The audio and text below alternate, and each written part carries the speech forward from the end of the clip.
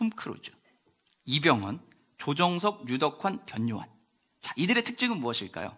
첫 번째는 당연히 연기력이 탁월한 사람들입니다. 자, 근데 두 번째 특징이 있습니다. 이들의 특징은 뭘까요? 키가 작아요. 엄청 작습니다. 프로필에 나와 있는 것보다 더 작습니다. 평균적으로 우리가 생각하는 이분들의 생각하는 그 키는 대충 큰 키로 생각을 해요. 뭐 180 뭐 넘는 정도로 생각을 하는데 이들의 키는요 딱 저만합니다. 예, 저만합니다. 그래서 작습니다.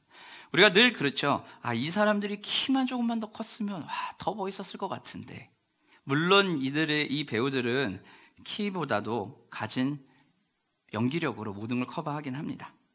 자, 여러분에게도 혹시 이런 부분이 있을까요? 다 가졌는데 이거 하나만 더 있으면 진짜 좋겠다. 이거 하나만 더 채워지면 내 인생은, 내 삶은 완벽할 거야 라고 느껴지는 것, 그것이 있을까요? 다 가졌지만 하나가 없는 이것. 물론 우리가 다 가졌지만 하나가 없다고 해서 그것이 우리의 삶을 어떻게 뒤흔들거나 우리를 낭망시키고 그러진 않습니다. 그저 아쉬울 뿐이에요. 아쉽지만 그러나 꼭 채우고 싶은 것, 그것이 있습니다. 오늘 본문에도 그런 사람이 한 명 등장을 합니다. 오늘 본문에 등장한 사람의 이름은 바로 나아만입니다. 이 나아만은 어떤 사람이냐면은 군대 장관입니다. 아람의 군대 장관입니다. 이 아람의 군대 장관이기 때문에 능력도 탁월하고 국가적으로 인정도 받았습니다. 왕에게 칭찬도 받고 인정도 받은, 자신의 커리어상에서는 모든 게 완벽한 사람이에요. 모든 게 완벽하고 다 해결이 될 수 있는 사람이었습니다. 그런데 딱 하나 이 사람에게 안타까운 점이 있어요. 나병이 있었다는 겁니다. 이 나아만 장군이 군대 장관으로서 직무를 수행하는 데 있어서 이 나병이 그렇게 크게 엄청난 지장을 주거나 방해를 하지 않았기 때문에 아마도 우리가 예상하는, 흔히 예전의 표현으로 문둥병이라고 하는 살이 막 떨어졌나 이 정도까지는 아니었을 거고요. 그냥 추측컨대 피부병이 좀 심하거나 만 그 정도 수준이 아닐까라고 생각을 합니다. 이 고위공직자이자 사람들에게 인정받고 왕에게 칭찬받으면서 존귀 여김을 받는 위대한 사람이라고 하는, 자신의 커리어에서 완벽하게 인정을 받는 커리어 하이를 찍은 이 나아만에게 딱 하나, 이 문둥병, 이 나병이 문제가 있었어요. 근데 이것을 아마 고치고 싶었을 겁니다. 물론 생활하는데 불편하지 않더라도 아마 계속해서 고치고 싶었을 거예요. 그런데 그때 나아만을 지켜보던 한 무명의 소녀가 있습니다. 하인이죠. 노예입니다. 가정에서 나아만의 아내를 돌보는 한 이스라엘에서 잡혀온 소녀가 있었습니다. 이 소녀는 비중도 없는 그저 노예입니다. 그의 인생에서, 성경에서 통틀어 놓고 봐도 이름을 내세우는 굉장히 부족하고 볼품없는 것처럼 보이는 한 소녀가 있었습니다. 이 소녀는 노예였고 불우한 환경에서 자라고 있었습니다. 아람 군대가 쳐들어갔을 때 거기에서 소녀를 데리고 왔고, 그리고 이 소녀를 나아만의 아내에게 주면서 나아만의 아내를 섬기라고 이야기한 것입니다. 이방인이었고 버림받은 소녀였습니다. 그리고 교육도 당연히 받지 못한, 정말 세상의 기준으로 놓고 보면은 아무 쓸모없다라고 여길 수 있는, 저런 사람이 있을까라고 할 정도로 아주 볼품없는 소녀였습니다. 근데 이 소녀가 오늘 성경에 등장을 합니다. 이름이 있지도 않는 이 소녀, 알 수도 없는 그 소녀가 나와서 딱 한마디를 던집니다. 뭐라 그러죠? 우리 주인님이 사마리아에 있는 선지자에게 가서 보여지면 좋겠습니다. 그러면 이 나병이 치료받을 수 있을 것 같습니다. 라고 한마디를 툭 던진 겁니다. 이 소식을 들은 나아만은 어떻게 했을까요?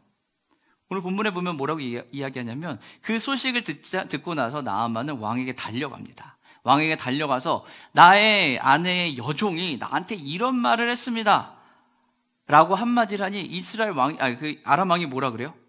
당장 가라, 이스라엘로 당장 가라 라고 얘기를 할 정도였습니다. 근데 가는데 그냥 가는 게 아니죠. 어떻게 보냈죠? 편지를 써보내줘요. 왕이 친필로 편지를 써가지고서는 나아만에게 함께 보내준 거예요. 아무래도 이렇게 국가 간의 서신이 오가면은 나아만이 조금은 안정적일 수 있기 때문에, 그리고 왕의 추천서를 들고 가는 거기 때문에 조금 더 신뢰감이 있을 겁니다. 그래서 이 나아만은 아람 왕의 편지를 가지고 가는 겁니다. 편지를 가지고 가는데, 이 나아만이 어떻게 가죠? 그냥 가는 게 아니었어요. 금도 가져가고 은도 가져가고 옷도 가져가고 병거와 말들과 군대까지 쫙 몰고 자신을 드러낼 수 있는 것들을 가지고 쫙 가는 겁니다. 가가지고 이스라엘 왕에게 편지를 딱 보여주고 했더니 이스라엘 왕이 난리가 난 거죠. 어떻게 난리가 난 거예요? 나보고 지금 이 사람을 고치라고? 내가 무슨 재주로 이 나병 환자를 고치나? 이거는 말도 안 된다라고 얘기를 합니다. 참담해하고 이건 무슨 계략이 있는 것이다 라는 생각을 하고 있을 때 이 소식을 들은 사마리아에 있는 엘리사가 왕에게 이야기합니다. 왕이 어째서 그렇게 슬퍼하고 계십니까? 그 사람을 나한테 보내십시오. 내가 이스라엘에 선지자가 있음을 증명하겠습니다 라고 한마디를 합니다. 그 소식을 듣고 이제 나아만은 또 어떻게 해요? 엘리사에게 갑니다. 또박또박 갑니다. 아무래도 선지자를 만나야 한다는 소식을 들었기 때문에 나아만은 약간 기대했을 거예요. 자신이 문제가 있는 치유받아야 하는 단 하나의 오게티라고 할 수 있는 그거를 해결하러 가니까 이제 분명히 약간 긴장도 하면서 설레면서 떨렸을 겁니다. 그래서 자신과 함께 온 병들과 그 병사들과 마병과 병거들을 가지고 쫙 떨리는 마음으로 갔을 거예요. 가가지고서는 이제 두근반 세근반 하는 마음으로 엘리사의 집 문을 두드렸습니다. 탁탁탁탁탁. 그리고 기다리고 있었죠. 나만은 무엇을 기다렸을까요? 나만이 기다렸던 것은 엘리사가 직접 나와가지고 나만을 맞이해주고 안에 들어가가지고 앉아서 이야기도 하고 어떻게 치료할 거인지에 대한 이야기도 하고 했을 겁니다. 우리가 상식적으로 생각해도 그렇지 않나요? 손님이 왔어요. 손님이 오면은 그 손님이 조금 고위직이거나 좀 좀 약간 유명한 사람이 왔다 칩시다. 그러면은 아이 보고 나가서 야, 대충 대접하고 보내 이러겠습니까? 아니면 직접 달려 나가가지고서는 집으로 모시고 들어와가지고 같이 이야기하겠습니까? 우리는 상식적으로 생각을 해도 당연히 밖에 나가가지고선 그 사람을 맞이하고 그리고 안에 들어와가지고 함께 이야기도 하고 했을 겁니다. 이것이 우리가 생각하는 기본적인 사람으로서 가져야 될 기본적인 응대법이라고 생각을 해요. 그렇기 때문에 나만이 기대했던 것은요, 어쩌면 이런 기본적인 응대였을 겁니다. 이런 기본적인 응대를 기다리고 있었는데 무슨 일이 벌어졌죠? 엘리사가 안 와요. 그리고 그 밑에 있는 가정에 있는 아마 종이거나 사환이었을 겁니다. 근데 오늘 본문에 사자라고 표현했는데 사람을 한 명을 보냅니다. 그리고 나선 이야기를 하죠. 요단강에 가서 네 몸을 7번 씻어라. 이 소식을 접한 나아만은 어떤 마음이었을까요? 여러분 어떠셨을 것 같습니까? 여러분이 만약에 이 상황이면은 어떠실 것 같아요? 부푼 꿈을 안고 야 이제 다 됐어. 만나기만 하면 해결이 될 것 같아 라는 생각을 가지고 딱 갔는데 정말 예상하지 못한 그 일이 딱 벌어진 거예요. 그것에 그 순간 나아만은 당황하고 굉장히 분노에 이르게 됩니다. 우리의 삶에서도 이런 일들이 일어나요. 우리도 예상하지 못했던 반응들이 오게 됩니다. 우리가 살아가고 있는 시대에는 우리가 생각하는 방법대로 안 가는 것들이 되게 많아요. 지금 시대에 맞게 이야기를 하자면 우리가 가장 중요하게 여기고 많이 듣고 싶은 것은 어떤 말일까요? 이 말이에요. 괜찮아. 잘하고 있어. 너는 충분히 사랑받을 사람이야. 너는 좋은 사람이야. 라는 거예요. 인정받는 이야기입니다. 듣고 싶은 말은 이 시대가 가장 많이 하는 이야기는 괜찮아. 잘하고 있어. 이야기고 그리고 듣고 싶은 말은 당신이 있어서 너무 행복합니다. 당신이 있어서 내 삶이 너무 행복합니다. 당신 때문에 나는 너무 좋습니다. 라는 이런 인정받는 이야기예요. 인정을 받았을 때 우리는 모두 기쁘니까요. 만약에 한 사람이 외국에서 지내다가 한국에 오랜만에 고국에 돌아와서 방문을 했어요. 근데 이 사람이 떠날 때 이렇게 이야기합니다. 아이고, 귀찮아 죽겠어. 그냥 하루를 쉬게를 못해. 어떻게 알았는지 이렇게 나한테 연락을 해야 되는 거야. 아이고 귀찮아. 그냥 하루도 못 쉬고 그냥 피곤해 죽겠네. 빨리 가버려야겠어. 이렇게 얘기하는 것은 이 사람이 진짜 피곤하고 힘들어서 그랬을까요? 이렇게 얘기하는 사람의 마음은 무엇이냐면은 나는 너무 행복해. 사람들이 나를 기억해주고 있구나. 내가 인정받고 있구나. 라는 것을 알려주는 겁니다. 정말로 내가 인정받고 사람들이 나를 찾는다면은 내가 왔을 때 연락을 해주겠죠. 그렇기 때문에 가만히 있지 못한다라는 거예요. 사람들이 궁극적으로 원하는 것은요, 인정이에요. 존중받고 싶고 인정받고 싶습니다. 우리 아이들도 마찬가지죠. 부모님들이 아이들에게 이야기할 때 가끔은 부모의 입장에서는 더 많은 걸 해봤기 때문에 아이가 생각하는 것보다 다른 걸 얘기하고 할 수 있어요. 그럴 때마다 얘기하지만 결국은 아이들이 느끼기에는 인정받지 못하다 또는 무시받았다는 느낌을 들 수도 있어요. 왜냐하면 인정받지 못했다 느끼니까요. 사람이 진정 궁극적으로 원하는 건 바로 이 인정입니다. 네가 있어서 너무 좋아. 당신이 최고야. 잘하고 있어. 라는 겁니다. 이것을 잘 못 받으면은요, 인정을 못 받으면은 또 다른 이야기가, 스토리가 그의 삶에 들어갑니다. 그 중에 하나가 바로 허세와 거만함과 교만함과 욕망이라고 하는 것들이 자신의 삶을 가로막아버리는 거예요. 왜 허세와 거만함과 욕망이 눈을 뜰까요? 이유는 하나죠. 나를 드러내고 싶으니까요. 내가 드러나서 인정받고 싶으니까. 허세를 부린 사람들에게는 그거예요. 내가 이렇게 하는 것이 잘못된 게 아니죠? 나 좀 인정해 주세요. 나 좀 봐주세요. 라고 지금 얘기를 하고 있는 겁니다. 그래서 우리가 귀 기울여야 하는 목소리는, 소리 메시지는 뭐냐면 딴 게 아니에요. 나 좀 인정해 주세요. 라고 하는 그 메시지의 소리에 우리는 귀를 기울여야 돼요. 나의 존재라고 하는, 내가 이야기하는 것이 틀린 게 아니다라는 것을 인정해 주세요. 라고 끝까지 항변하는 목소리, 그거를 들어야 돼요. 이 시대가 우리에게 주는 메시지는 딱 하나예요. 나의 방법이, 나의 생각이 틀린 게 아니고 옳았다라는 것을 당신이 인정해 주시면 좋겠습니다. 라고 계속해서 이야기하는 겁니다. 이것이 이야기가 관철이 안 되면 어떻게 돼요? 대화하는데? 그럼 다툼이 일어나고 언성이 올라가고 대화가 끊어지게 되는 거죠. 하지만 우리가 생각해야 되는 것은 정말 우리가 그 인정받지 못하면, 내 방법이 옳다는 것을 인정받지 못하면 문제가 생길까라는 겁니다. 오늘 나아만은 자신이 들고 갔던 모든 것을 부정당해버렸습니다. 나아만은 병거와 말들을 가지고 군사를 데리고 갔어요. 자신의 명성을 가지고 간 겁니다. 그리고 자신이 쓸 수 있는 최고의 백인 왕의 백까지 썼습니다. 그걸 쓰고 금품까지 가지고 다 가가지고서는 자신을 치료받기 원한다라는 것을 보여줬단 말이에요. 그런데 자신이 생각했을 때 너무 말이 안 되는 것을 지금 온 거예요. 그래, 나아만에게 있어서는 모든 것이 다 부정당해버린 거예요. 나아만은 전부 다 부정당하고 자신이 이렇게 취급을 받아야 하는지에 대한 분노가 막 표출돼서 올라오고 있는 겁니다. 그 내용이 본문 5장 11절 12절에 나와요. 우리 본문 5장 11절 12절 말씀 함께 한번 보도록 하겠습니다. 나아만이 노하여 물러가며 이르되 내 생각에는 그가 내게로 나와서서 그의 하나님 여호와의 이름을 부르고 그의 손을 그 부위 위에 흔들어 나병을 고칠까 하였도다. 다메섹 강 아바나와 바르바른 이스라엘 모든 강물보다 낫지 아니하냐? 내가 거기서 몸을 씻으며 깨끗하게 되지 아니하랴 하고 몸을 돌려 분노하여 떠나니. 나아만이 가지고 있던 생각은 자신만의 그 힐링 프로세스가 있었어요. 이러한 과정을 거쳐서 나를 고치겠지?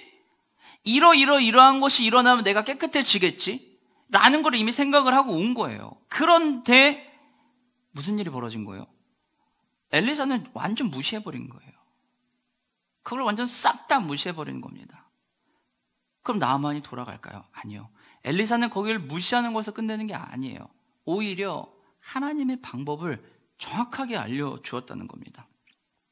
나아만이 생각했을 때는 자신은 무시당한 거예요. 하지만 실제로 엘리사는 가장 하나님의 방법으로 알려주고, 하나님이 엘리사를 통해서, 하나님의 메신저를 통해서 하나님의 메시지를 흘려보내고 있는 겁니다.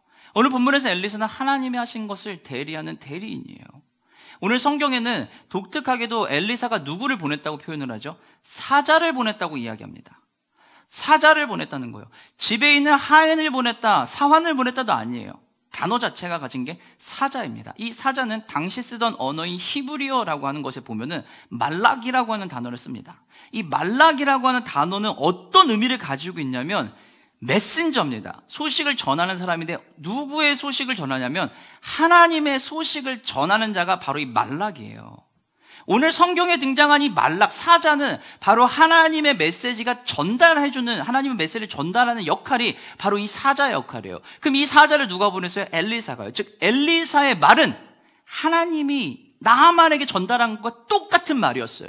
그런데 나아만은 자신의 생각과 자신의 경험과 자신의 지식으로 인해서 하나님의 말씀을 어떻게 해요? 안 듣는 거죠. 자기의 방법과 다르다라는 것만으로 분노하는 거예요. 그리고 이 나아만에게는 또 한 가지가 있죠. 무엇이요? 자신이 우월하다는 종족 우월주의가 가득한 거예요. 12절에 보면 뭐라 그래요? 아람에 가서 씻는 게 낫지 않겠냐? 저 더러운 요단강에 내가 뭐 들어가라고? 우리나라에는 더 깨끗한 강이 있는데, 더 큰 강이 있는데 나보고 요단강에 들어가라고? 나만은 이 얘기를 하는 거예요. 내가 이 우월한 대단한 내가 있는데 감히 나를 이 나라에 저기에 넣는다고 이 얘기를 하는 거예요. 있을 수 없는 거죠. 하나님은 그런데 거기에 대해서 이 얘기하는 거예요. 내 말에 귀 기울여라. 엘리사를 통해서 하나님이 주신 메시지는 어떤 거였어요? 가서 씻어라. 그런데 어디 가서? 요단강에 가서 씻어라라는 거예요. 엘리사를 통해서 나아만이 준 해결책은 딱 하나예요. 아주 쉽고 아주 간결한 방법이에요. 그리고 장소와 방법까지 정확하게 알려줬어요. 장소는 어디요? 요단강. 가서 씻는데 몇 번? 7번. 아주 명확하고 아주 쉽고 그저 할 수 있는, 누구나 다 할 수 있는 방법을 알려준 거죠. 근데 그 방법이 너무 쉬운 거예요. 너무 쉬우니까 나아만은 받아들일 수가 없는 거예요. 하나님은 엘리사를 통해서 나아만에게 이야기하는 건 딱 하나입니다. 순종해라 라는 겁니다. 그리고 네 문제가 무엇인지 알면 그 문제를 인정하고 들어가야 한다라는 것을 알려주고 있는 겁니다. 말도 안 되는 방법이라고 해도 치료법을 제시하셨기 때문에 그 치료법대로 하면 돼요. 너무 쉬우니까요. 너무 쉬운 대로 하면 돼요. 우리의 인생도 똑같아요. 우리도 우리가 생각한 방법이 있어요. 내가 뭘 하면 이런 프로세스들이 오겠지. 내가 이걸 하면 이쪽에서 이렇게 하겠지. 내가 이걸 하면 이런 것들이 있겠지. 이런 식의 것들이 있다는 겁니다. 근데 그것과 전혀 다른 것이 오면 뭐가 돼요? 우리도 당황하고 분노해요. 특별히 하나님 앞에서 기도하며 하나님의 뜻 가운데 살아간다고 할 때 더 그렇죠. 내가 생각하는 방법과 내가 계획했던 것에서 틀어져 버리면 우린 당황해요. 그리고 그 길로 순종이 아니라 분노를 표출을 한다는 겁니다. 나아만과 똑같이요. 하나님은 거기에서 우리에게 이야기하는 거예요. 뭐라고요? 순종해라. 그 순종의 자리로 들어가는 데 있어서 그 순종을 하기 위해서 그럼 우린 무엇이 필요할까요? 내 연약함을 알아야 돼요. 내가 어떤 부분에서 부족한지, 또는 내가 어떤 부분을 좀 더 보완할지, 아니면 또는 내 어떤 부분이 약해져 있는지에 대한 것을 알아야 돼요. 내 연약함을 인정하고 가야 되는 겁니다. 나아만은 나병 환자로서 자신의 연약함을 인정했어야 돼요. 알았죠, 자신이 연약하다는 걸. 그래서 거기까지 갔어요. 그러나 여전히 나아만에게는 우월한 자신의 민족성과 우월한 자신의 커리어와 우월한 자신의 명성과 부와 모든 게 여전히 뒤에 백그라운드에 딱 깔려 있는 거예요. 그러니 자신의 연약함이 안 보이는 거예요. 그러니 자기 방법대로 하고 싶은 거예요. 진정한 치유는 연약함을 인정할 때입니다. 내 부족함 인정할 때예요. 내 부족함을 얘기하고 누군가가 이야기하면 어때요? 아파요. 왜 아플까요? 내 연약한 부분이니까요. 상처가 덧나 아물려면 뭐가 약을 바르잖아요. 그럼 바르면 어때요? 아프잖아요. 그 아픔의 과정이 있는 것은 무엇 때문이에요? 나아지는 과정이기 때문에 그래요. 그리고 그 자리가 아픈 곳이기 때문에 그래요. 근데 그 아픈 자리를 아프니까 싫으니까 그 옆에 다른 데에다 약을 발라요? 안 낫죠. 그러면 고름이 나겠죠. 문제가 더 커지겠죠. 우리의 치료에 나만이 치료받고 우리의 삶이 변화되고 우리의 삶이 온전히 행복하게 걸어가기 위해서 가장 먼저 해야 되는 것은 내 연약함을 인정하는 겁니다. 지난 상반기에 저에게도 아픔이 있었어요. 저에게도 아픔이 와가지고 조금 어려운 시간을 보냈습니다. 당시에는 굉장히 힘들고 어려웠던 부분이긴 한데, 제가 지난 여름 전에 이제 공황 증상이 나타났어요. 그래서 감정 조절이 막 안 되더라고요. 감정 조절이 안 돼서 오르락 내리락 하면서 분노가 막 왔다 갔다 하고 난리도 아니었습니다, 그때. 그랬을 때 제가 빠르게 해결책을 찾았어요. 저는 굉장히 빨리 회복한 케이스입니다. 한 3개월 안 걸렸던 것 같아요, 회복하는데. 굉장히 빠르게 치료를 받고 했는데 시간이 조금 걸리기는 했지만 그래도 저는 굉장히 만족합니다. 왜냐하면 빨리 회복이 됐으니까요. 더 이상 그 부분이 지금은 다시 예전처럼 잘 제 호르몬과 모든 몸이 정상적으로 작동할 수 있도록 됐어요. 근데 제가 이렇게 빨리 해결할 수 있었던 건 딴 게 아니에요. 병원을 빨리 갔기 때문에 그래요. 그냥 병원을 빨리 갔어요. 만약에 제가 미련하게 하나님의 능력을 무시하는 게 아니라 제가 미련하게 그냥 기도하면 성경 보면서 하면 해결될 거야 라고 꾸역꾸역 앉아 있었다면 어떻게 됐을까요? 여전히 아플 수 있어요. 어쩌면 더 심각해졌을지도 모르겠습니다. 그러나 저는 그 증상이 발현되는 것을 보고 바로 병원에 연락을 했어요. 정신의학과 연락을 하고 예약을 잡고 그리고 상담을 받고 약을 치료받았습니다. 정신의학과 예약 잡는 게 여러분 엄청 힘들어요. 아무리 빨리 잡아도 일주일에서 한 달 걸립니다. 엄청 오래 걸립니다. 특히 초진일 경우에는. 그러나 감사하게도 저는 일주일 만에 병원을 찾아갔습니다. 약을 받고 그리고 약을 처방받고 약을 먹으면서 그러면 상담을 받았어요. 이 상담을 받는 과정이요, 굉장히 아프고 힘들어요. 죽을 것 같아요. 막. 왜냐하면 내 아픔을 끄집어내야 되거든요. 내 아픔을 끄집어내면은 증상이 또 나타나거든요. 상담을 받는 상황 속에서 내 증상이 막 나타나요. 미치겠는 거예요. 얘기를 하고 싶지가 않아요. 얘기를 하면 아프니까. 그런데 그 자리에서 그 이야기를 계속 해내는 거예요.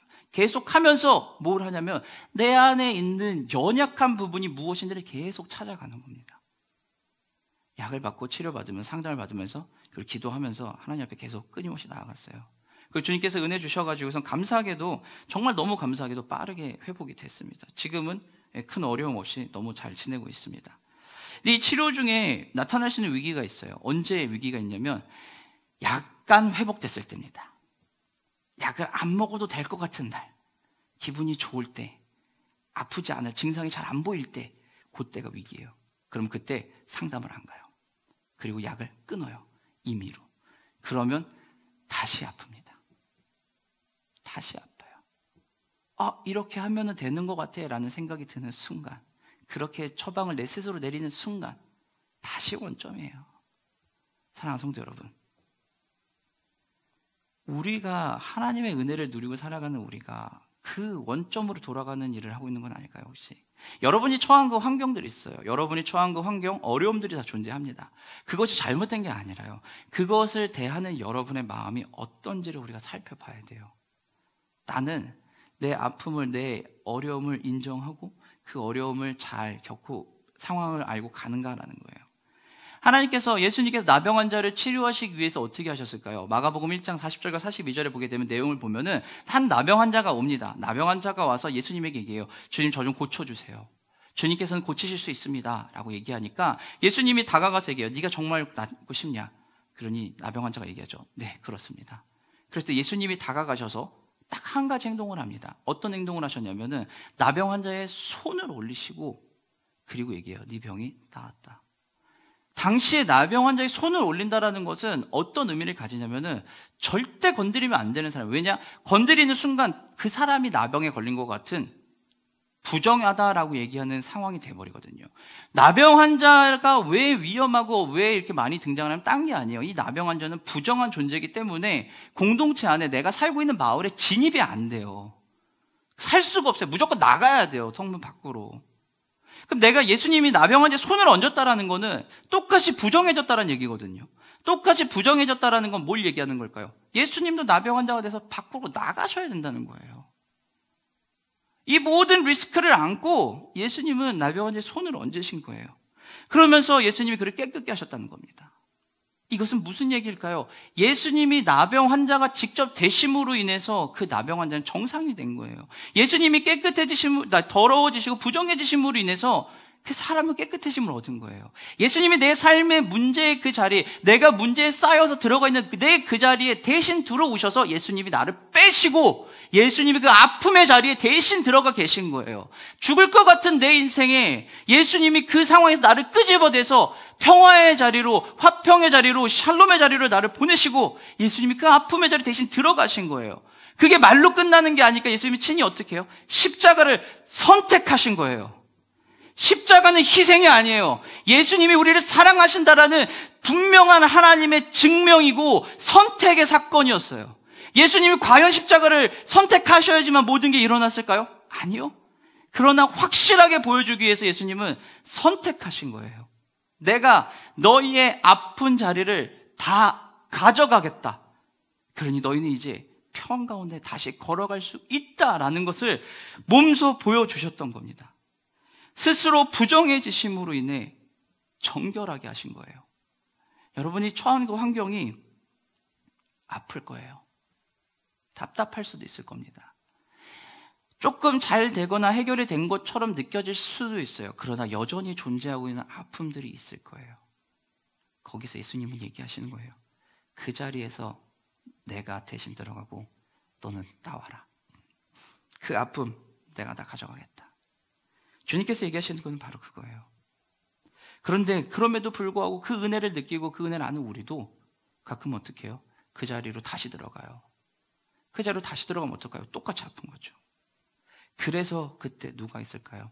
공동체가 있는 겁니다. 오늘 성경에 나아만이 분노해서 돌아섰을 때 그를 잡았던 사람이 누굽니까? 나아만의 부하들이에요. 이름도 없는, 그저 전쟁에 뛰어들라고 하면 뛰어들어야 되고 죽으라면 죽어야 하는 그 나아만의 부하들이 나아만을 붙잡습니다. 그리고 나아만을 그 자리까지 인도한 사람은 누구예요? 무명의 소녀 하녀입니다. 이름도 없고 빛도 없는, 아무도 알아주지 못하는 그들을 통해서 하나님은 나아만에게 안전망이 되어주는 겁니다. 이름도 없고 연약한 소녀고 부하들이지만 그들은 선지자가 제시한 치료법을 따를 수 있도록 나아만을 만져주는 거예요. 그래서 나아만이 그 길로 온전하게 걸어갈 수 있도록, 거부하려는 나아만을 다시 원래의 자리로 갈 수 있게 만들어준 사람은 바로 이 부하들과 무명의 소녀예요. 사랑하는 성도 여러분, 은혜 입은 자로 우리는 살아가요. 우리 주변에 예수를 알지 못하는 모르는 사람들에게도 우리는 우리의 선한 것을 전해주고 싶고 그들이 정말 잘 살기를 원해요. 우리에게 주어진 특별 은총뿐만 아니라 일반 은총의 세계에서도 그들은 잘 살고 싶어요. 그리고 그들에게 잘 살 수 있도록 우리는 계속 이야기할 겁니다. 무엇이 옳은지요. 그런데 우리가 그것을 잘 못할 때가 있어요. 언제 그럴까요? 확실하지 않을 때요. 그럼 그 확실함이 있어야겠죠. 젊은 친구들은 요즘 부에 대한 부분이 워낙 투자에 대한 부분이 예민한데 주식을 하거나 뭘 하거나 할 때 그들이 힘들면 어떻게 해요? 손절 친다고요. 손실을 줄이기 위해 손절을 칠 거예요. 왜 손절을 칠까요? 명확한 근거가 있으니까요. 또는 불안하다라고 하는 근거 때문에요. 명확하게 그것을 튀어 올라가고 반등할 거라는 확신이 있으면 그들은 손절을 안 칠 거예요. 확신이 있으니까요. 은혜도 똑같아요. 하나님이 내 삶을 만지신다는 확신이 있으면 우린 좌절하지 않아요. 견딜 수 있어요. 그러나 우리 힘으로 혼자는 안 되는 게 너무 명확하고 아니까, 그래서 하나님이 우리에게 누구를요? 동역자, 공동체를 보내주신 겁니다. 이름도 없고 빛도 없는 무명의 소녀와 부하들과 같은 모습으로 살아간다 할지라도 그들에게 준 역할과 동일한 역할을 우리에게 주신 거예요. 그럼 사랑하는 성도 여러분, 말씀 마치도록 하겠습니다. 우리가 복음으로 죄를 용서받고 새로운 사람이 되었습니다. 이건 너무 다 잘 알죠. 우리 모두는 하나님 은혜 안에 잘 살고 싶어요. 우리 모두는 잘못된 삶의 그 문제를 해결하고 평안한 가운데 잘 살고 싶습니다. 그렇게 해서 우리는 방법을 찾아가요. 그럼 그 자리를 빼는 게 아니라 내가 그 자리를 벗어나면 돼요. 내 삶의 자리에서 그 문제를 가져가는 게 아니라 그 문제의 자리에서 내가 비어나오면 돼요. 근데 이게 내 힘으로 안 되잖아요. 내 능력으로 안 되는 경우가 너무 많잖아요. 그 내가 이 자리를 빠져나오면 이 자리 누군가가 메꿔야 되잖아요. 이 자리에 예수님이 들어가셨다고요. 여러분의 모든 문제를 예수님이 들어가셨다고요. 우리는 더 이상 그 문제 때문에 고통스럽지 않아도 될 힘이 있는 거예요. 해결이 다 됐다가 아니에요. 내가 처한 환경이 갑자기 다 바뀌어서 내가 원하는 방법으로 됐다가 아니라 그 상황을 견뎌내고 이겨낼 내 힘이 다시 생긴 거예요. 예수님이 그 자리를 맡고 계시니까요. 그러니 우리는 말과 행실로 우리의 삶을 살면 돼요. 내가 먼저 하나님을 누리며 살아가면 되는 것입니다. 그리스도 안에서 발견할 수 있는 은혜의 자리로 겸손하게 살아가고, 그리고 혼자 가는 게 아니라 우리 공동체와 함께 손잡고 함께 격려하면서 걸어가는 겁니다. 그것이 하나님이 우리에게 이야기하시는 거예요. 은혜를 가리키는 은혜의 포인터, 은혜를 가리키는 은혜의 지시등이 되어서 여러분의 삶을, 여러분 주변에 있는 지체들, 사랑하는 가족들의 삶을 지켜주십시오. 그리고 빛이 필요한 그 자리에 여러분이 만끽한 그 은혜를 흘려보내주시고 보여주십시오. 내가 가진 것이 많거나 욕망의 필터가 내 눈을 가리면요, 내 방법만 찾아요. 내 경험과 지식에만 사로잡히면은 내 것만 찾아요. 그러나 차선 경보 이탈 장치가 우리를 운전하다가 조금의 실수에서 보호해 주는 것처럼 아무리 완벽해 보이는 내 삶에도 하나님의 은혜의 지시등이, 은혜의 포인터들이 우리를 가르쳐 줘야 돼요. 그리고 안전하게 지켜줘야 합니다. 그래서 서로 은혜의 지시등이 돼서 서로 여러분의 삶을 지켜주면서 보듬어 가면서 나아가는 여러분 되시기를 주님의 이름으로 축원합니다.